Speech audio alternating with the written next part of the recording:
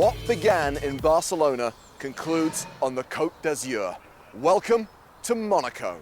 One of the most exclusive and richest places in the world for the richest poker tour on the planet. Which ends its 9th season with a 10-day festival, which starts right now.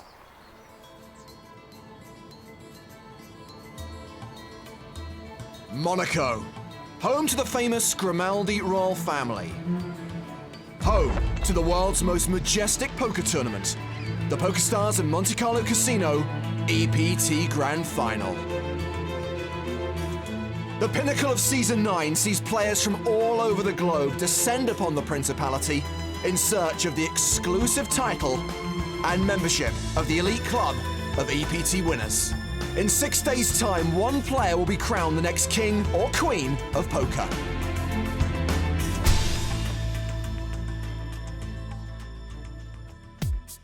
A confirmed field of 531 runners have bought in for 10,000 euros each, creating a prize pool in excess of 5.3 million euros. To the winner, more than 1.2 million. But with victory comes not only the money, but the prestige of being crowned EPT Grand Final champion. I've always put the EPT Grand Final on a pedestal in terms of prestigious events. I mean, it is the championship event for the entire EPT Tour.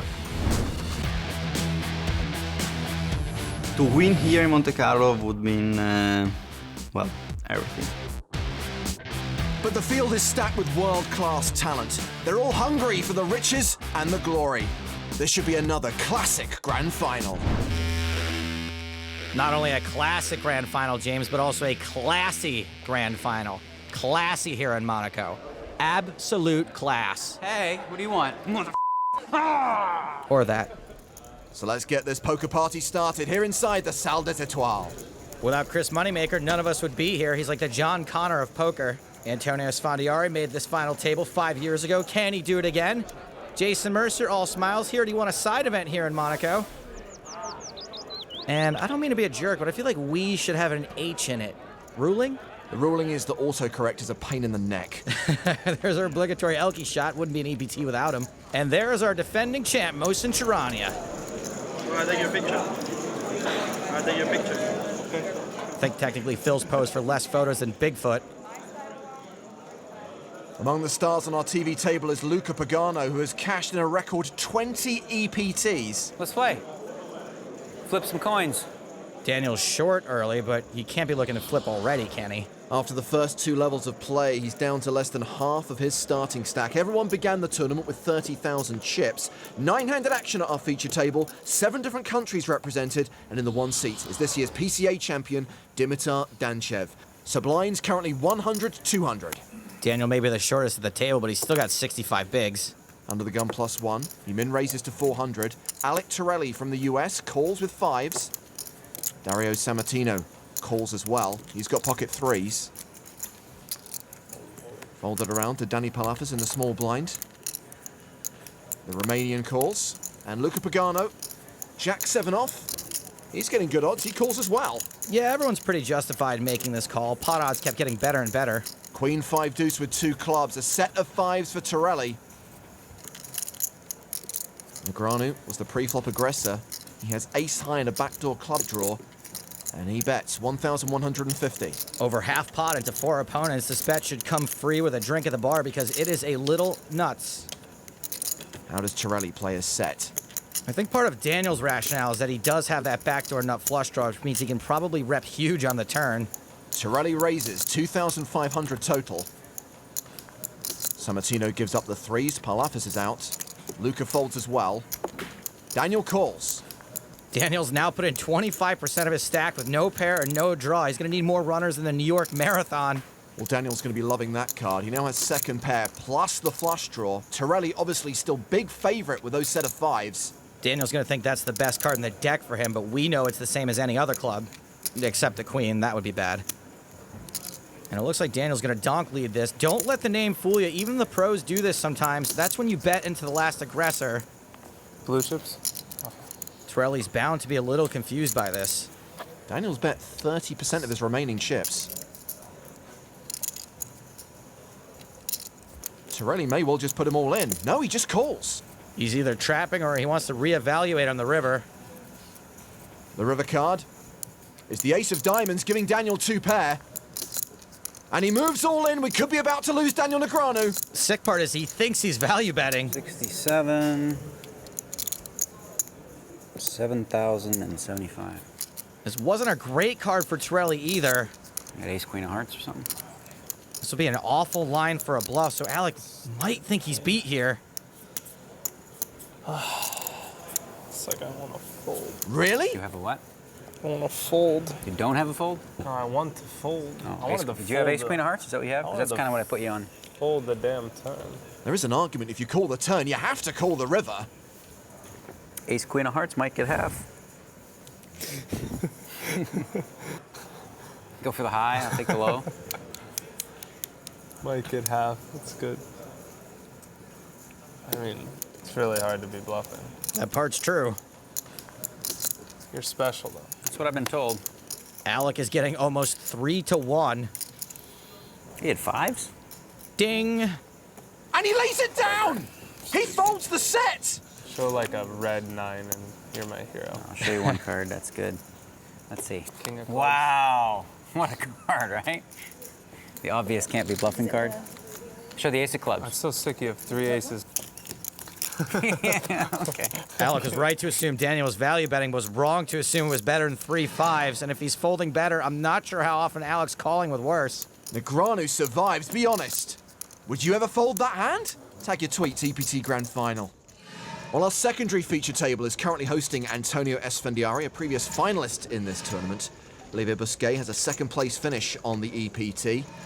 Martin Finger has a win. He was the champion of Prague in Season 8. And he's not the only EPT title holder playing on Day 1B. We've got Elke in the field. Elke's an amazing poker player, but he's got to work on his hashtags a little bit. I think fellow EPT champion Jason Mercier teaches a course. All right, Jason may have the hashtags down, but someone needs to teach him about grammar. Sentence fragment, it's I won the open-faced Chinese side event. Subject, verb, object. Come on. Chris Moneymakers in action in a hand against Russian businessman Vasily Kalukin. Kalukin sounds like something Ryu would yell in Street Fighter. But Moneymaker bets the turn, 800. race. There's a raise. And that's a big raise. It's one of those, if you're bluffing, you're crazy, and if you have it, it's obvious kind of spots. You know, one of those spots.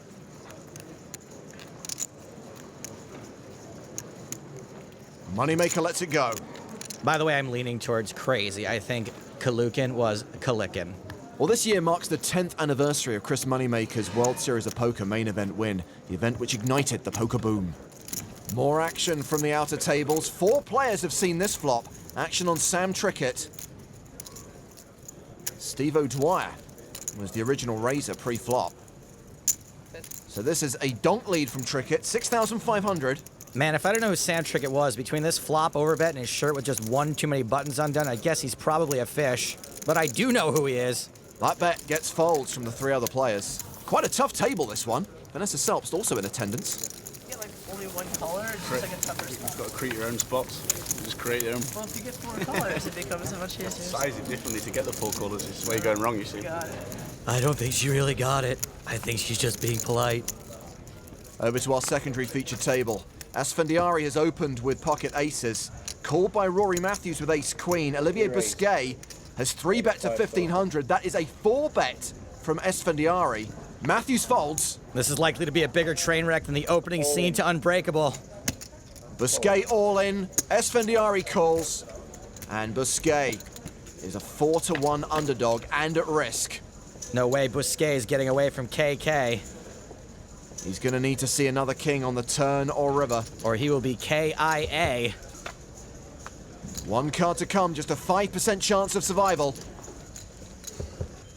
He's out. Good game, guys. Good luck. Good game, thank you. Very strange seeing Olivier bust so early, but not as weird as seeing aces hold up for once. Am I right, people? Lol. Antonio on the right side of that cooler. Now an average stack as we head back to our main feature table. Mamma mia, ma lascia stare. My time's a little rusty, but loosely translated, I think that means I am a complete goof. An under the gun raise from Luca Pagano with ace-queen. Negreanu with 9s calls. 7-5 suited for Sammartino. This guy, who I just found out his name isn't first name Sam, last name Martino, is actually one of the best players in all of Italy. It's a 3-bet to 1,600. So he's definitely top 10,000 globally. The button and the blinds all fold. Action back on Luca. I assume Pagano's calling, and Daniel's worked his stack back up enough that he can play a 3-bet pot with a decent pair if he likes. I learned many years ago I hate to fold, so I just figured stop doing that. You know? It's like when the doctor says it hurts when my arm does when I go like this with my arms. Just stop doing that. So I don't fold anymore. I just quit. I gave it up. Like a bad habit. I hate when he steals my bits. 3-way to the flop, which is 9 high. Top set for Negreanu, but it's all clubs. The flush draw for Pagano. And not exactly the flop Sammartino was looking for, but he can't hate it either. Action checks around. 8 on the turn. Daniel now with a full house and a lock on the hand. And while it's only the third nuts, I don't think he's too worried about that. Luca Pagano bets his draw, 2,500. Trying to steal this for cheap, but just like the Rounder sequel, it's not happening. Negreanu calls. Sammartino gives it up. Ace-king in the muck over there. Daniel just calling to try to get the big bet in on the river.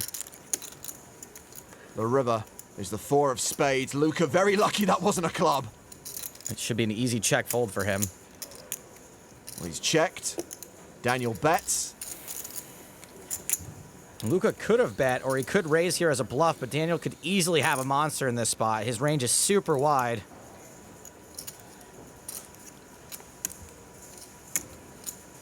Luca makes the wise decision and passes.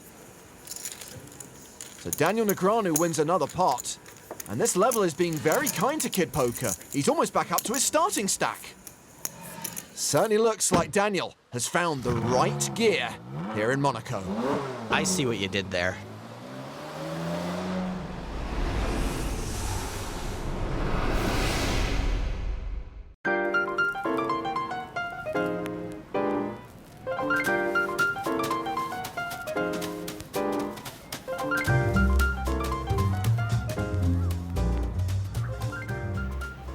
Hard again. What? Seriously, is this what took you so long to get ready? Yeah, but wasn't it worth it? Don't I look great? No, it's like they cast a chimpanzee as James Bond. A baller chimpanzee. Barely fits you, Joe. Well, I got it used. Barely fit Daniel Negreanu. You had a garage sale. Don't hate the player, hate the game.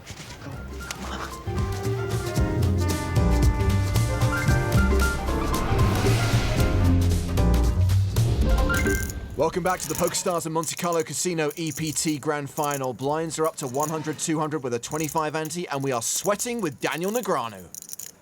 Raise to 475. So from mid-position, he's raising to 475 with Queen 10 off. Some folks are actually going to fold this from middle position in a tournament. We're starting to have fun. I don't know, I am. How about you guys? Ingvar Sten in the small blind. If he calls out of the small blind, I'd already say his hand is mostly going to be better than ours. He calls, and Gabriel Otranto calls out of the big blind. Otranto, on the other hand, could be defending super wide. It's a King 8 deuce flop with 2 diamonds. And OMG, it's Ned Stark's illegitimate son. Ha! Jon Snow, what are you doing away from the wall? Action's been checked in Negreanu. He continues for 725. I think a C-bet is going to win this a fair amount, and we really hope it does because it is backdoor city for us. Sten calls. Otranto folds. You know nothing, Jon Snow. And we're more than likely behind. Maybe not anymore. Queen on the turn, and it is the Queen of Diamonds. Maybe the best card in the deck for us. We're now beating a lot more hands, and we picked up a really decent diamond draw. Oh, hang on a second. Sten is going to lead. 1375. I love that bet. That's beautiful. I don't know what you have, but I just think that was a really good move. I really liked it a lot. Either way, whatever happens. It's really cool. I had a feeling you might do that too. I really like that bet.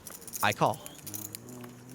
The river is a 5. Daniel's flush draw doesn't get there. And I think that turn bet is somewhat indicative of Sten wanting to see a cheap river. I don't think he plays a king that way because he could have easily check-called a medium bet. He's betting again. I'm gonna guess. Did you have king queen or something? Didn't even give me a chance. No. Ace 10 for a missed straight draw. See? He's looking very GQ. He's got the sweater, he's got the shirt, the pants are pressed, the hairstyle. What's GQ? GQ, it's like a magazine for like, you know, men. It's like models and stuff, and you're like, You went with the model look. You switched with the hat. You know, you got bronzer on, the whole deal. You know, Daniel's right. He is a pretty good-looking kid. Wait, what am I saying? Sten also had the ace of diamonds in his hands, had the nut flush draw. Daniel's so lucky that river wasn't a diamond. On the outer tables, we've got this going on. Wow, is that legal? Just a snap, get it in there? Something Liv refers to only as the game, and it's more complicated than the plot to Mulholland Drive. Phil Ivey going strong, and he's been joined at his table by Fatima de Melo. Who's not too happy about our table draw. I hate to break it to you, but even Phil Ivey's on your right, he's still on your left. And hey, Elke, how about a little less tweeting and a little more pokering? Get off the phone, brah. Well, this guy's been pokering, but it hasn't worked out for him today, down to 5,500. Chris Moneymaker, the man who started it all.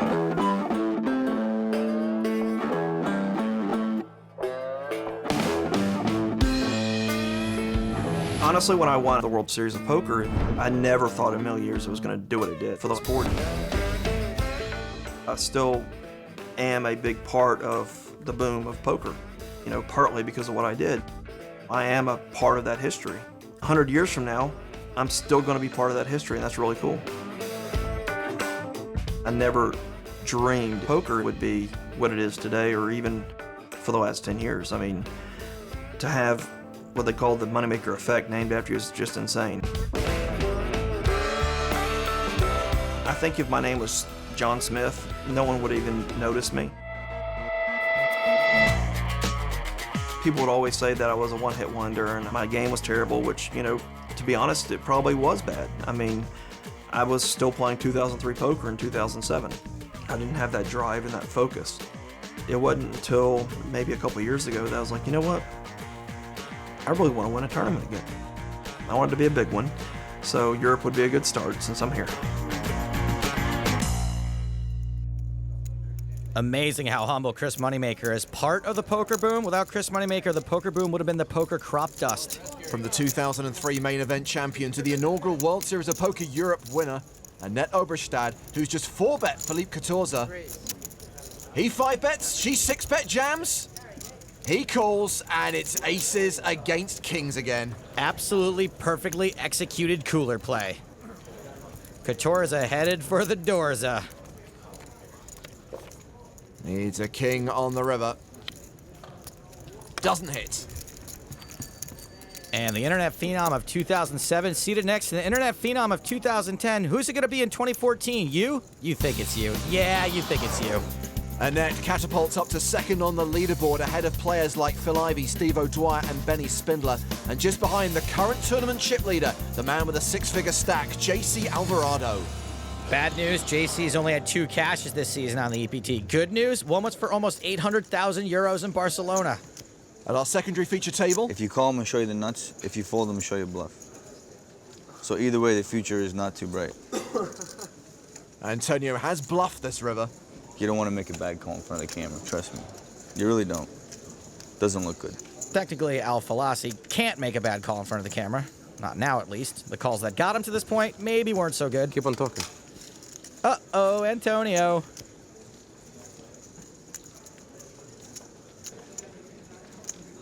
Al Falassi calls. 10 high. That's right. And you lied. Pair of 4s, huh? Talked him into it. Nice hand. Thank you, sir. They brought the A game today, huh? A+ call. Well, Antonio's speech play didn't work from there. It did work 5 years ago. Of course, it's Rasmussen who's got the chip lead now. You are tough, my friend. All right, what the hell? You called it, Vicky. Antonio's is completely a performance. You're tough. What the hell? He's got 5 high. It's great stuff. Rasmussen's going to throw the hand away, and it's a well-deserved win for Antonio. Shows the ace as well. I had the best hand. I promise you that. You had nothing. Absolutely nothing. Now we're talking. Antonio's father and girlfriend. I'll keep it a mystery, though, and let you figure out who's who. You're right. Let's head across the room where it is Ivey versus de Melo. We already know Fatima's a little intimidated to have Ivey on her left. You know, I heard Ivey votes left just so he can have position on the entire country. Fatima has bet 3,625 on the river. And Ivy folds. Fatima can stop holding her breath now. I actually always hold my breath around Fatima, but that's just because I'm sucking in my gut. Is she gone yet? Blinds are up, 150, 300 with a 25 ante. Let's pick up the action at our feature table. Josh Prager has raised from under the gun +3 to 800.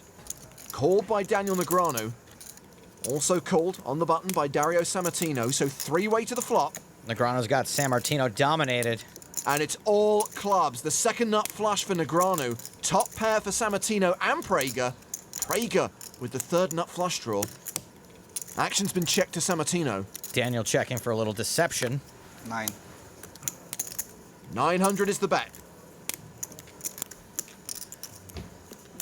Sammartino betting with less than 1% equity. Prager calling with less than 1% equity. Negreanu calls as well. Daniel just calling to try to keep both these players in the pot.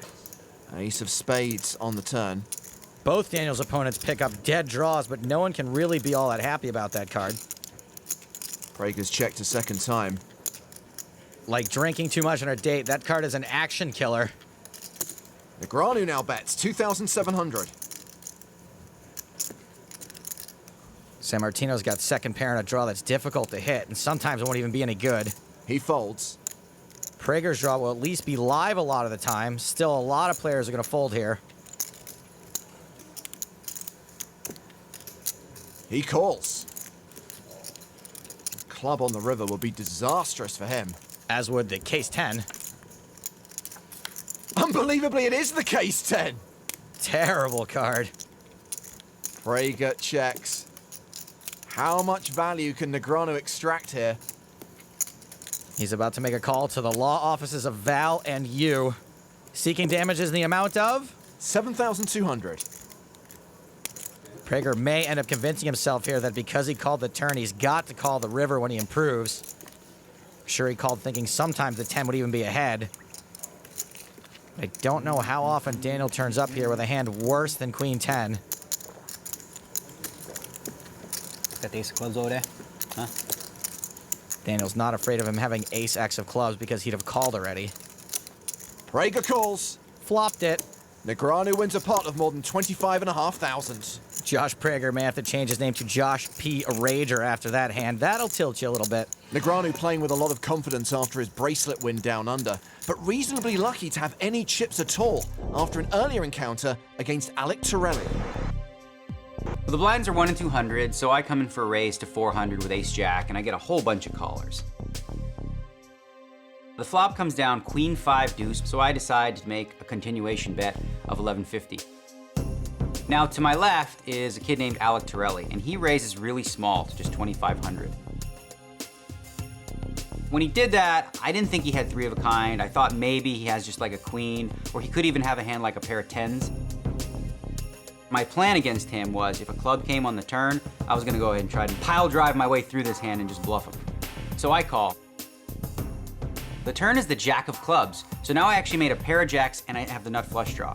So rather than check to him, I decided to take the lead here because my plan was to set it up so I could bet the turn and then move all in on the river. The river card is an ace. Now that's an easy card for me to play because now I've made aces up. If he's got me beat with ace queen or 3 of a kind, then so be it. I move in my last bit of chips and he starts thinking about it, and ultimately he talks as though he folded 3 of a kind. I don't know that I believe him, really. All that does is reconfirm to me that my play would have worked irregardless of whether or not the ace came, because I was trying to represent a flush and I'm hoping that he bought it, and apparently he did.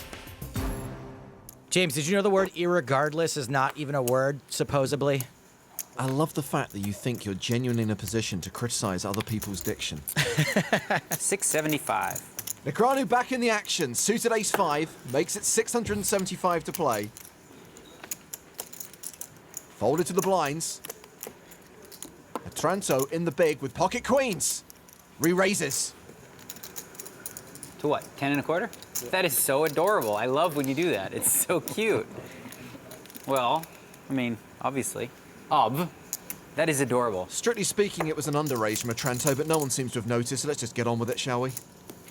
Well said. Ace-high flop, Negreanu takes the lead. Flops colder for 2 queens in the north side of the wall. Not gonna bet like 300? How much? No, not 7? that much. You guys, I love this stuff. This like extreme small ball.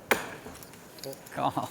Learned it from a book I read You a read long it time from a ago. book, and you took it to a new level. I love it. I like the small bet in general because Daniel's not the kind of player to raise here as a bluff too often, and he's content to call down small pairs. Another ace on the turn. Not too much. You scare me. Just a little. How much is that? 11. All right, sweet. Keep it small. Keep it small. Small ball style.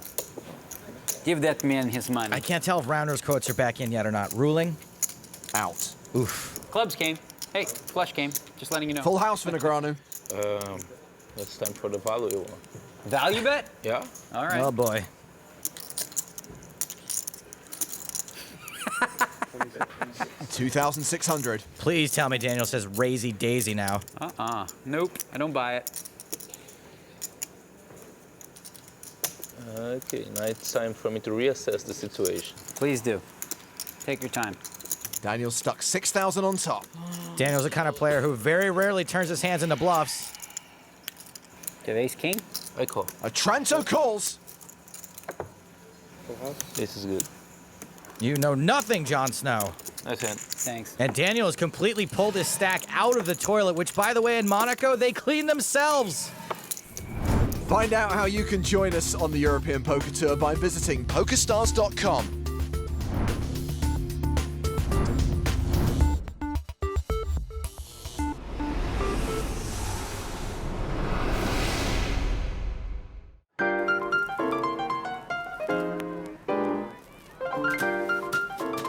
So Joe, ready to start our walking tour of Monaco? No, that's not baller at all. I asked for a Ferrari. How are we supposed to pick up girls on foot? You do realize a Ferrari has 2 seats. There is nowhere for the girls to sit. I guess they'd have to sit on your lap. Guys, where is his Ferrari? Mr. Stapleton is a television presenter of moderate talent. He deserves a Ferrari. This guy needs the props, the services, and the utilities in order to execute his craft to the top level of his ability.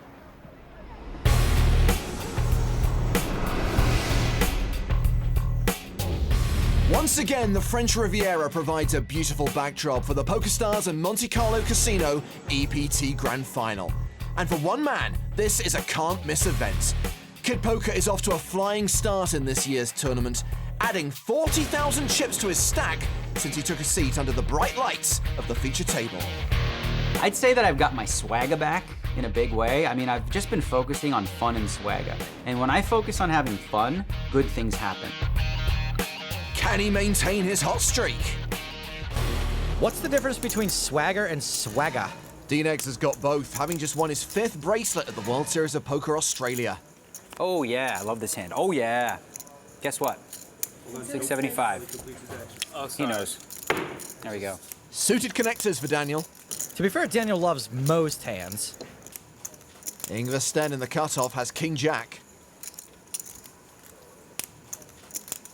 He calls. Gabriel Otranto has not shown his cards to the camera. Great, now we know nothing, Jon Snow. He calls on the button. Palafis calls in the small blind. Pocket 4s for Luca Pagano in the big blind. Luca's about to make like a tube of toothpaste and squeeze. No, don't do it, buddy. I forgot about you. Such a pretty hand. Luca all in for just over 8,000. No one's really got a hand they can call with. I like this play a lot. Even when he gets called, he's going to have okay equity. You got it, finally. You see?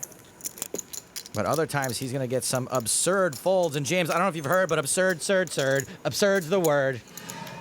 Hallelujah. Yeah, I prefer his song to yours. We've got a couple of latecomers in the EPT Grand Final. Gus Hansen's just rocked up, as has a former EPT champion, Patrick Antonius. Great, now I'm the 3rd best looking guy in the room. It's annoying. How much I'm supposed to have? 30,000. Elke involved in a hand against Matthew Ashton. Elke's bet 1,025 on the flop. Ashton calls. The turn card is the 8 of diamonds. Puts a flush draw out there, but it shouldn't be all that consequential of a card. Check, check on the turn. The river, the 7 of hearts. Action is on Ashton. And it looks like he's going to bet. 20,000. Bet he did. Wow, if you've got the stomach for this kind of move, it'll probably work fairly often early in the tournament. And Elke down to just 6,800. Well, Chris Moneymaker is short and is all in with ace-queen against Jan Dion's king-queen. And it looks like someone just told Kiefer here 24 has been canceled. A king-high flop. Not good for Chris. Always nice to catch those 3-outers. No kidding. And like many, many times in my life, I spoke too soon. It's so much fun when you have a stack just to move all in every hand. Makes it easy. No stress whatsoever. Makes it easy. I've been playing easy poker for 2 hours, unfortunately. Well, like most things that are easy, it's also a little risky. Back to being the second best looking guy in the room. Yes! Well, Gus Hansen could be joining him. A character from The Hobbit has just put him all in. This is a massive shove when it doesn't really have to be. With Gus's stack behind, I think this is a bluff exactly never. Gus has invested about 25% of his chips on this hand, but he can fold and be left with more than 45 bigs. I think he might even fold ace-queen in this spot.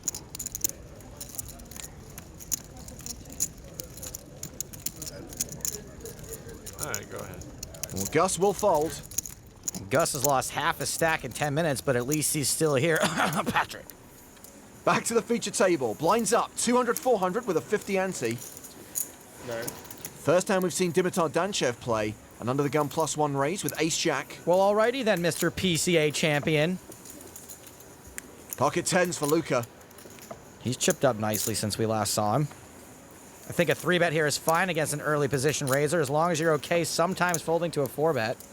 2,300 is the size of his re-raise. Danchev calls. He'll have to play the flop out of position and without the betting lead. But there's a small piece of compensation for him. Top pair, top kicker. Yeah, it's not a terrible flop for 2-10s in general, but Danchev's pretty much made gin. He's never getting away from this. He checks to the aggressor. And Luca Pagano continues to 3,500. Perfect spot for a just call. There is the call. Luca, you catch that 10 on the turn, and I want a hoo-ah. 3 of diamonds. Nothing changes.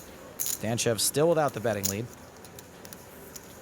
And still just 1 overcard to Luca's 10s. So will he keep betting? All signs point to C. That's half his stack, 5,500. Even though we know he's losing, I do like this bet from Luca in general. It's a fairly big bet. Danchev's now got to make a decision whether or not he's going to see a showdown.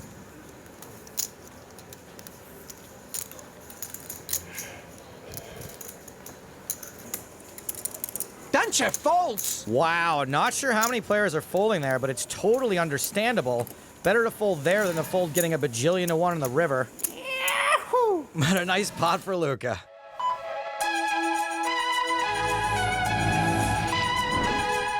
I've made so far 7 final tables at the European Poker Tour, and I finished in the money 20 times, 0 trophy.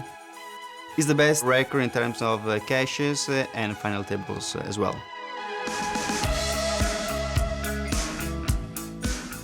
My most memorable moment at the European Poker Tour has been here in Monte Carlo. That was season 4. First prize was a couple of million. I was playing just right on Antonio Spandiari, which I had the pleasure to bust him. He's a 3, Luca wins, and please give a nice round of applause for Antonio. I remember that I lost probably the biggest coin flip of my life. And then I remember that I lost a huge pot with ace-jack, my worst hand ever. It's a jack. Luca is going to finish in 6th place. Big round of applause to Luca Pagano. So yeah, I have still strong memories about that final table. I'm not gonna stop playing the European Poker Tour, never ever. I'm gonna get the trophy, and then after the trophy, you know what? I'll keep playing. Luca Pagano. More like Luca Paga, yes. Like. Okay, that's awkward. Can I get a leaderboard? Yeah, let's pretend that never happened. JC Alvarado is still the tournament chip leader. Daniel Negreanu is now up in the top 10. Currently 6th in chips is Italy's Danilo Donini, who's got the aces here. Asfendiari with kings. Holy jeez, these dealers have been handing out more coolers than a casino slots promotion.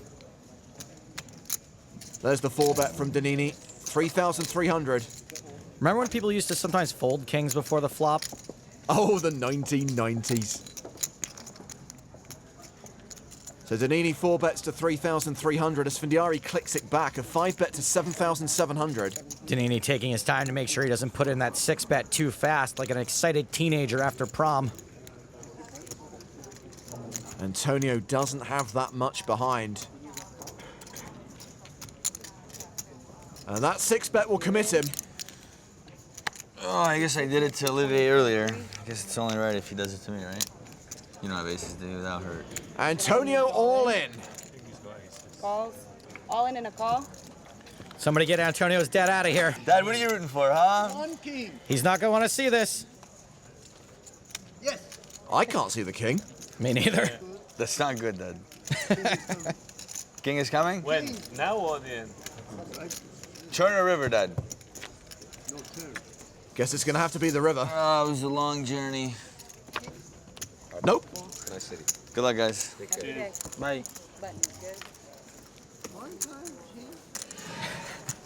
That hurt, bro. It's okay. I did it earlier to somebody. Aces, kings. But this was more important. A little bit. It's kind of brutal. It's brutal, bro. Donini now 3rd in chips. He's got more than 100K. Please let me hear Antonio call his girlfriend, bro. Another big name heading for the door.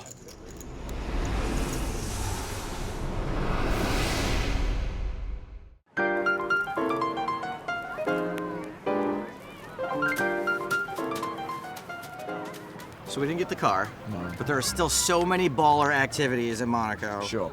There's a Bugatti demolition derby. There's an all-you-can-eat truffle buffet. Truffles for breakfast. How about the beluga caviar fountain then? Caviar for lunch. How about hot air balloon jousting? I don't think our travel insurance policy covers that. How about the unicorn petting zoo? Yeah, but look, the entry fee is 1,000 euros. Oh, we can go to Roger Moore's house. Boom. 007, license to kill, money penny.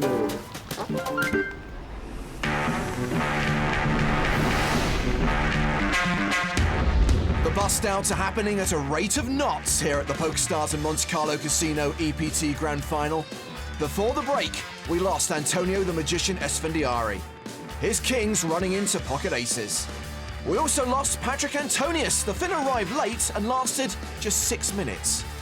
And now his good friend and fellow Monaco resident Gus Hansen has also hit the rail. It's usually good playing in my hometown. Unfortunately, today it wasn't too good. I'm out of the tournament. Just like Vanessa Subs, just out of the tournament.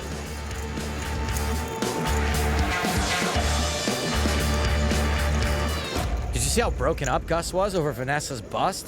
You think they're an item?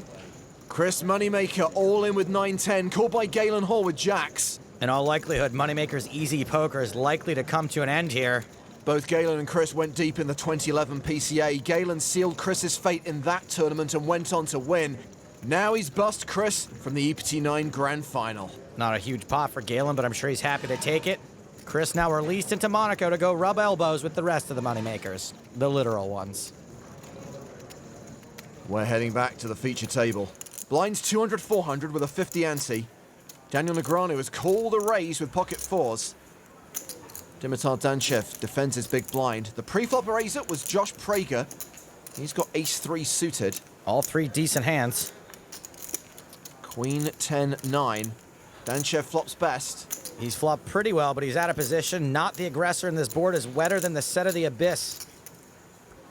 Action checked around. A 4 on the turn. A set for Negreanu. Danchev checks a second time. Prager does not make a delayed c-bet. Danchev probably can't fold to a bet. The bet is going to come from Negreanu. Question is how much. 2,500 is the answer. And the reason he can't fold is because Daniel's probably going to bet the turn with a pretty wide range. He doesn't have to have a set. He just does have a set. Danchev calls. Prager, the original raiser, folds. Heads up to the river. A deuce. Danchev's got plenty of showdown value. He checks. This is an absolute must value bet for Daniel. 6,000. King 10 is in a tough spot. It's hard for Daniel to have a hand strong enough to bet big twice, so there's a shot Danchev may put him on a missed draw. Other than that, I'd say this line would be pretty weird for a bluff. Danchev calls. 6 slow roll, Daniel. Danchev probably thought you were saying you had an 8. So as Daniel rakes in that pot, let's hear from a guy who won't be making any money in this tournament. I got off to a bad start, and I flopped some big hands, and they didn't hold up. But you know, I found a good spot at the end to, I thought, squeeze with a $9,000 stack. So I'm not disappointed. You know, there's a chance Chris made money in this event. If he had a last shorter. Plenty of big names still alive in the grand final. Jason Mercer among them. Sam Trickett flying the flag for the UK. A former runner-up on the tour, John Juanda, who's sharing a table with a former EPT winner, Liv Barry. Let's check in on the other ladies in the tournament. Annette Oberstadt is among the chip leaders right now, close to 100,000 in chips. Fatima Maria de Melo has got a tough table, sitting to the left of Phil Ivey, but she has an above-average stack. The same can't be said for Vicky Corrin. Always got her head in the game, this one, just not always the poker game. Back to the main feature table, where we are going to play a hand from Luca Pagano's perspective. That's right, it's Sweat with Luca time. Sweat with Luca, is that some sort of Italian joke? Because I'm 1/6 Italian. The raise has come from Gabriele Otranto on the button. Luca, with 10s in the big blind, has counted out a 3-bet. He re-raises to 2,150. Totally cool with 3-betting this. Most players are going to open and defend pretty wide from the button. Plus, we want the lead out of position. Otranto calls. The flop, ace 9-8. Ace on the flop, I'm out, I fold. Next. Luca continues, 2,900. I guess we're supposed to continue. Otranto calls. Okay, now I'm definitely out. Sure about that? Okay, I'm back in. A set of 10s for Luca. I think we should bet pretty big here so we can have a pot-sized shovarino on the river. Instead, he bets 4,100. Betting small, I think, hoping he gets raised. Just a call from Otranto. On the river is a queen. Ew, that is a terrible card for us. I like a check here. I just don't think we're ever folding out a hand that's beating us.